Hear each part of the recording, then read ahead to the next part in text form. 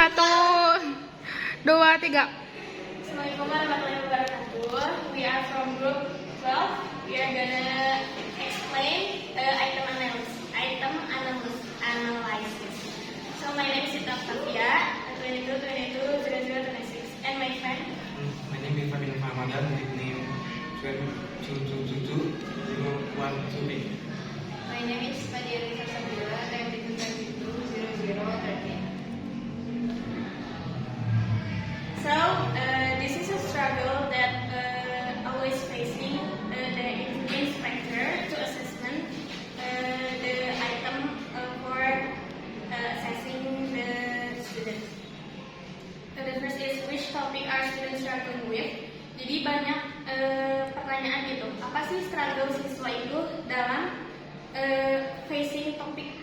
Nah yang kedua itu ada is a particular question as difficult, complex, or rigorous as you intend it to be. Jadi si itemnya tuh kompleks kah, easy kah, atau malah pasti jadi enggak relevan gitu.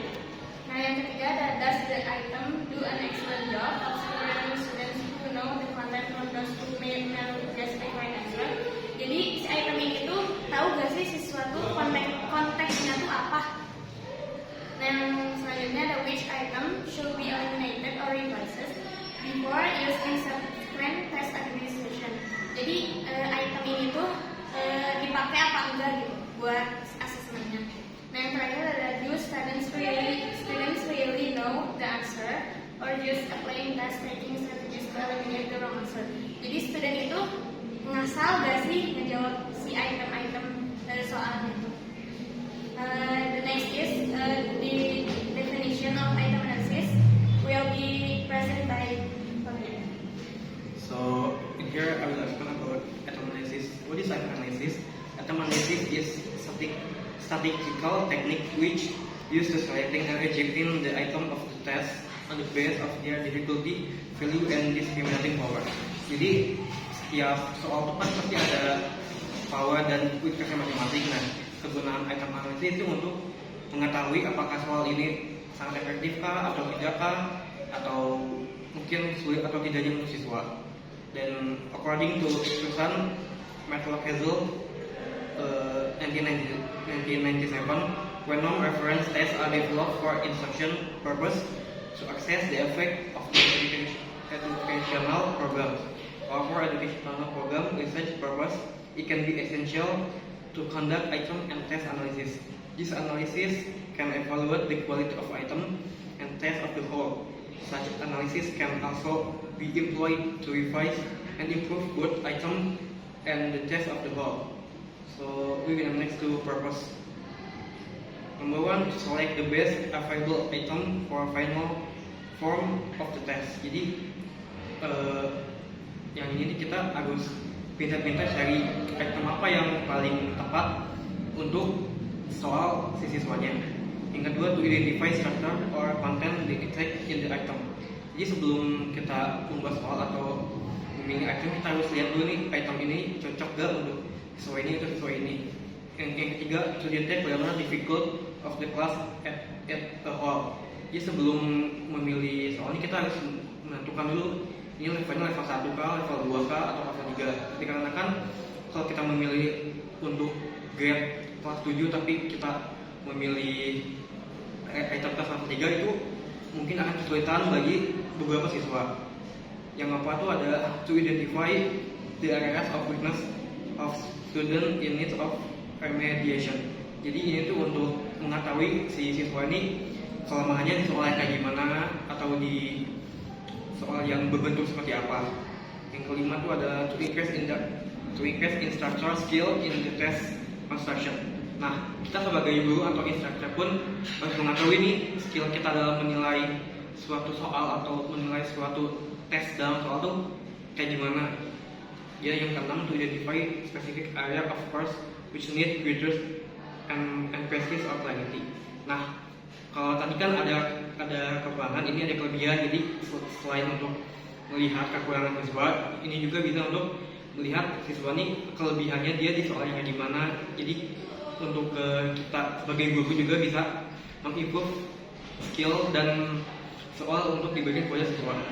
Dan selanjutnya itu ada akan dibacakan oleh Theo. So jadi yang selanjutnya ada kind of item analysis. The first is item difficulty. Item difficulty is if an item, example the question was too easy or too difficult. Jadi item difficulty ini bisa pasti jadi kayak kalau item ini tuh gampang atau susah sih gitu. Nah itu bisa di item difficulty. Nah untuk yang selanjutnya ada item discrimination. How well it discriminate between high and low scores on the test. Item discrimination. Jadi item discrimination ini tuh how well the teachers arrange the students scores high to low. Untuk selanjutnya ada the structure analysis, whether all of the alternatives function as intended. Jadi alternatif ini berfungsi dengan baik apa tidak. Jadi misalnya ada item yang diubah atau di revise, itu tuh alternatifnya tuh berfungsi apa tidak di siswa. Yang selanjutnya ada advantages and disadvantages will present by Fabian. So for the advantages, number 1, it provides useful information for class discussion of the test. Number 2, it provides data which helps students improve their learning. Number 3, it provides insight and skill that lead to preparation of better tests in the future. For the disadvantage, there is 2 points. Number 1, it cannot be used for essay item. Number 2, teacher must be conscious about that damage may be due of the table of specification when item not meeting of the criteria are deleted from the test. This item can be rewritten or replaced. So the next is step yang akan dibicarakan oleh Nadia. So there are some steps for item analysis, and then for the test. For the first is the test for large-scale testing answer sheets are usually scanned by a machine. And then for the second is manual scoring is often done for in-class tests where students' answers are checked against a prepared scoring key. And student answers are considered correct for multiple choice items that match the scoring key and earn 1 point of credit. And for the third is the third step is arranging the test paper from highest to the lowest, and then put the highest score at the top and the lowest score should be put at the bottom of the test paper. Then for the next, there is also some things that should be considered. For the first, educators must aim to balance difficulty levels and ensure adequate discrimination to differentiate between knowledgeable and non-knowledgeable students. Jadi kita sebagai guru itu harus punya